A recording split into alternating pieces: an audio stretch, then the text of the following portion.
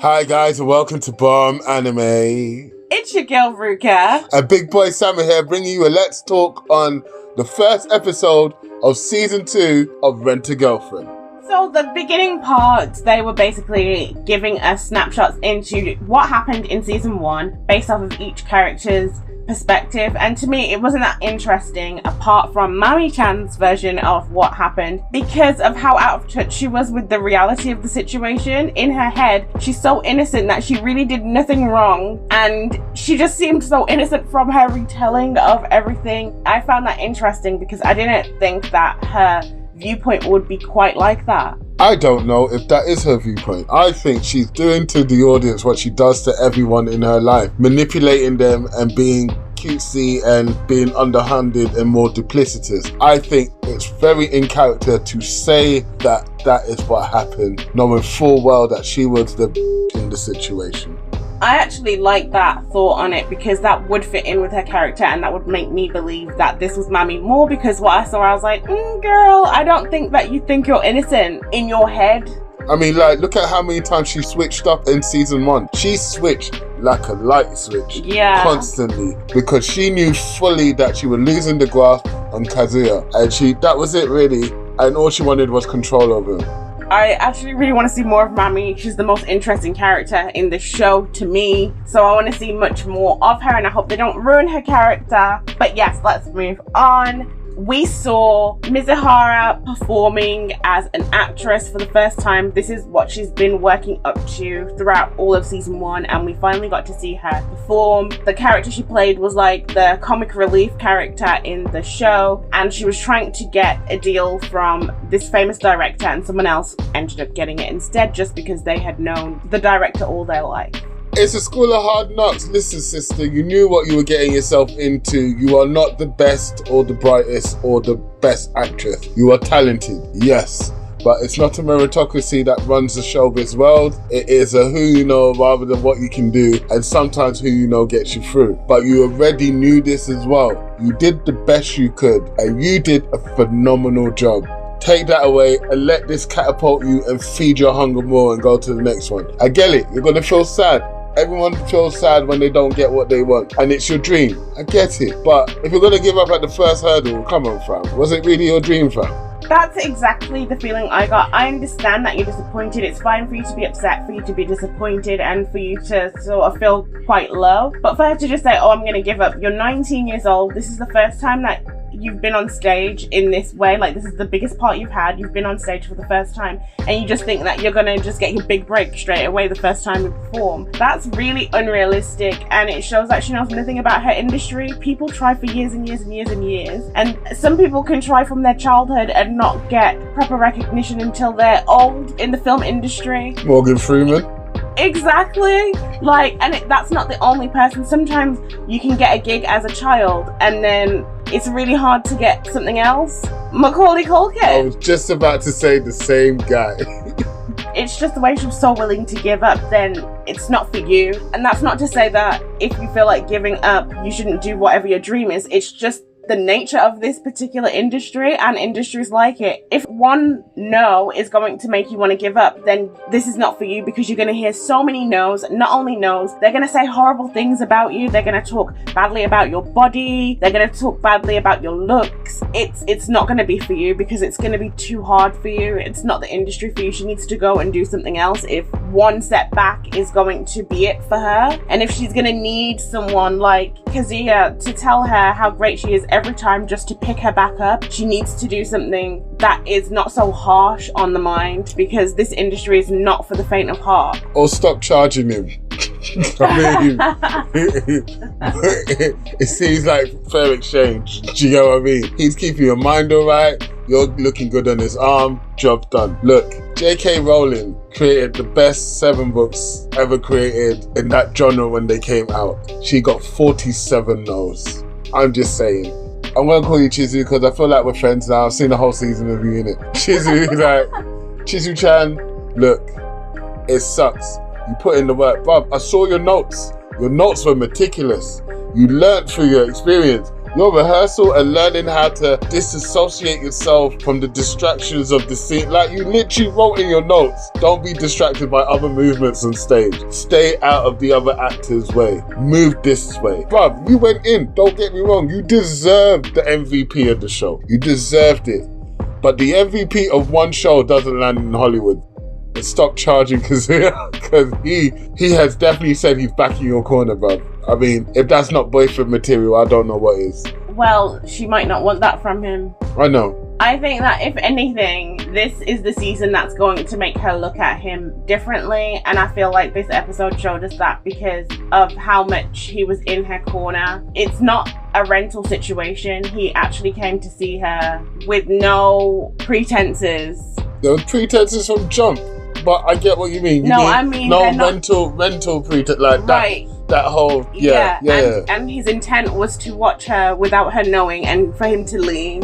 And he actually did that. She just ended up bumping into him and seeing that he had seen the show. So he was supporting her outside of that whole situation. Yeah, I get that. Without wanting anything in return. And then I get that. And then he also bolstered her up when she was feeling low. And not just that, she was putting on a front at the time, saying like, oh, I could have done this better, I could have done that. But he saw through that, and she realized that from his words towards her when he was telling her that she did so great and that he'll help her support her dream by renting her. Yeah, see? That brings me up to a point. Out of context, that sounds problematic.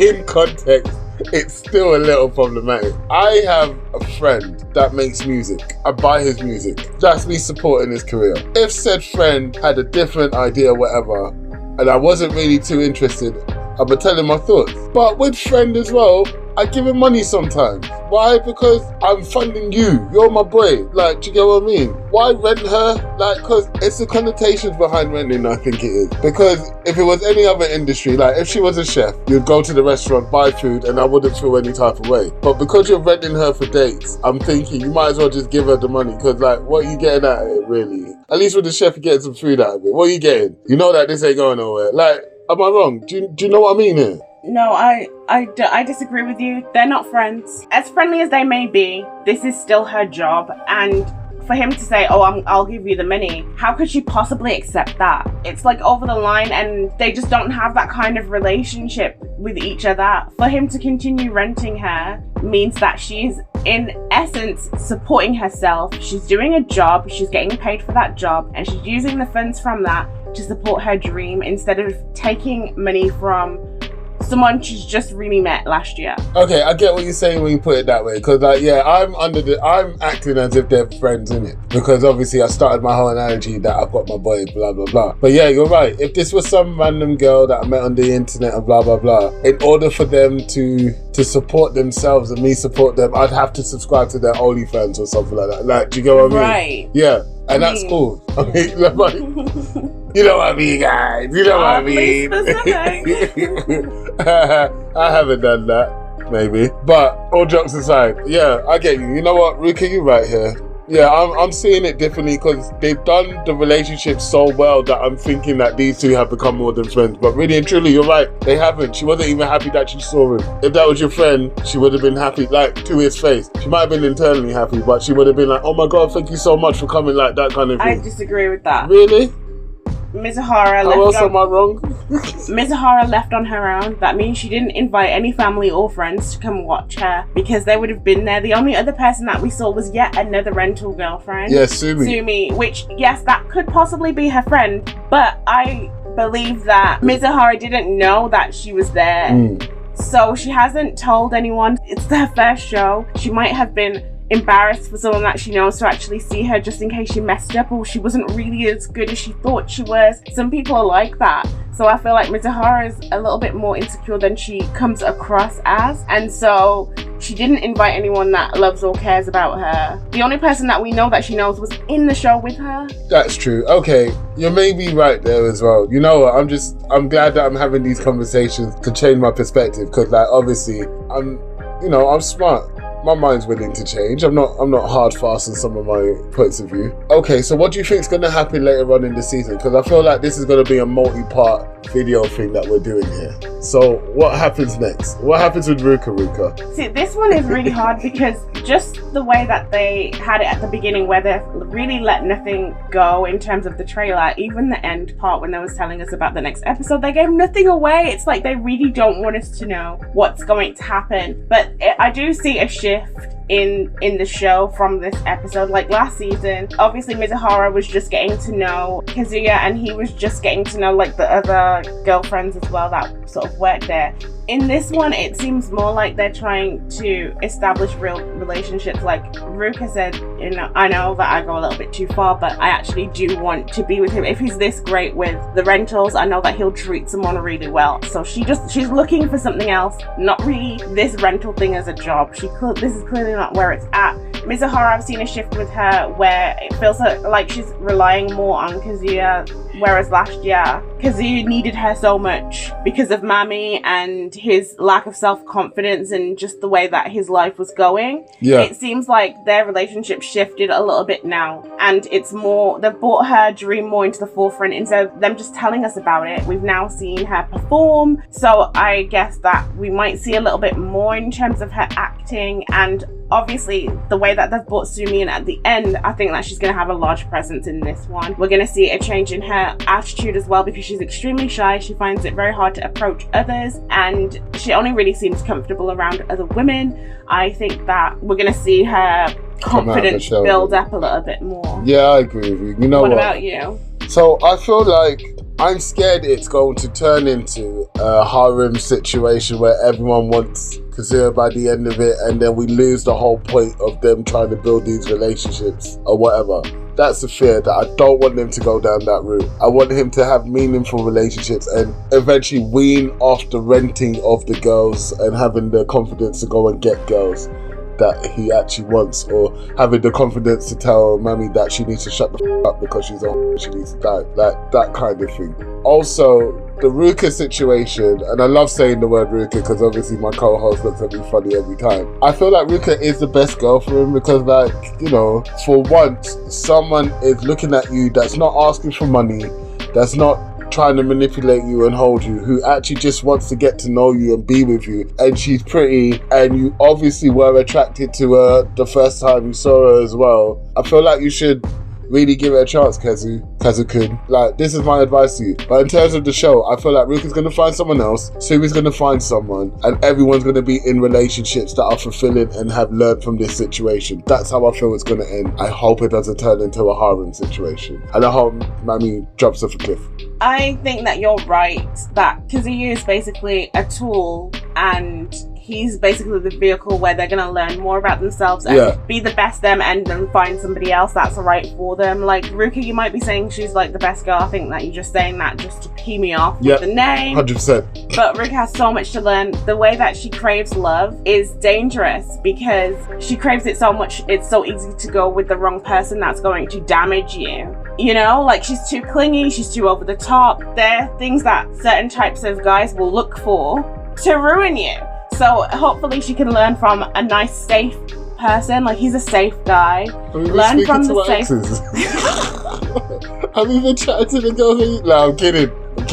So she can learn from this safe guy. The same with Sumi. She's so introverted and she wants to come out. You can tell she's begging to come out of herself, but she just doesn't know how to. She's got this safe guy that she can learn from, that's not going to push anything too far, and she'll be able to slowly come out of herself so that she can move on. I think he's going to end up with Mizuhara. I feel like they're telling us that from the beginning.